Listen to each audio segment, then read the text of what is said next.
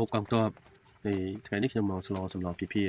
ហើយក៏បានក៏ឧបត្ថម្ភពីអ្នកជិតខាងទៀតដែរអ្នកដែលបានទស្សនាប្រហែលជាឆ្ងល់ថាឮតែអ្នកជិតខាងក៏វីដេអូបើចង់ដឹងថាអ្នកជិតខាងមុខម៉េចខមមិននៅក្រោមវីដេអូខ្ញុំនឹងប្រាប់ចាកុំឲ្យបងប្អូនសាមចិត្តតែបែរច្រើនមកដឹងពីរបៀបធ្វើសម្លពីភាមួយមុខនេះទាំងអស់គ្នាជាមួយខ្ញុំនឹងរៀបរាប់នៅក្នុងវីដេអូនេះចូលសំឡេងបដាភ្លៀងបដាបងប្អូននឹងជួយប៉ាល់ប៉ាល់ហ្នឹងគឺកំពុងតែភ្លៀងតែចូលសំឡេងនឹងភ្លៀងទេដោយសារតែភ្លៀងតាំងពីថ្ងៃទី10យប់ថ្ងៃទី10រហូតដល់ថ្ងៃនេះថ្ងៃទី13ហើយក៏អត់ទាន់រាំងដែរគឺនៅតែភ្លៀងបន្តភ្លៀងហើយនេះគឺគ្រឿងដែលខ្ញុំមានហើយគ្រឿងដែលគ្រប់គ្រឿងមកវានោះគឺត្រូវបន្ថែមពីគ្រឿងដែលខ្ញុំមាននេះមានរំដេងមានម្ទេសក្រហមម្ទេសក្រៀមហើយនឹងខ្ទឹមក្រហមដើម្បីបន្ថែមលើនឹងប៉ុន្តែខ្ញុំមានប៉ុណ្ណាខ្ញុំធ្វើប៉ុណ្ណឹងព្រោះនៅព្រៃវាអត់អាចបានគ្រប់ទេបន្ទាប់មកយើងយកគ្រឿងទាំងអស់នេះទៅរំលីងឈ្ងុយយកត្រឹមតែមកឡើងឈ្ងុយបានហើយកុំឲ្យវាក្រៀមគ្រឿងពេកបន្ទាប់មកយើងចាក់សាច់ចូល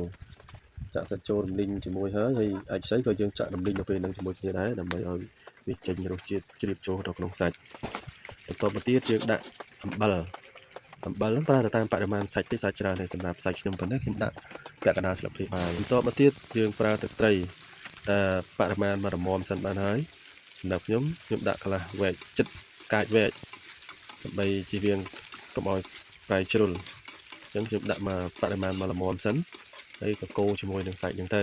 ហើយគ្រឿងទេសទាំងអស់ដូចគ្រប់វីដេអូដែលខ្ញុំធ្វើ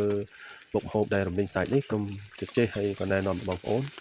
បងនៅពេលដែលយើងរំលីងសាច់ហ្នឹងទៅដើម្បីឲ្យបង្កើនរសជាតិទាំងអស់គ្រឿងទេសទាំងអស់ហ្នឹងជ្រាបចូលទៅក្នុងសាច់ពេលដែលយើងញ៉ាំយើង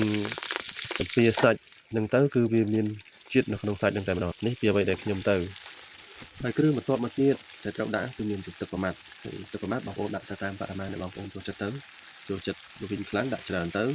តាមបងប្អូនចូលចិត្តហើយពេលដែលឆ្អិនរួចរាល់ហើយយើងបន្ថែមម្ទេសហុយជីណាហើយនិងជីវ៉ាន់ស៊ុយដើម្បីបង្កើនរសជាតិសម្លមុខនេះកាន់តែឈ្ងុយវីដេអូនេះពីខ្ញុំទៅជួបគ្នានៅវីដេអូក្រោយបាយបាយ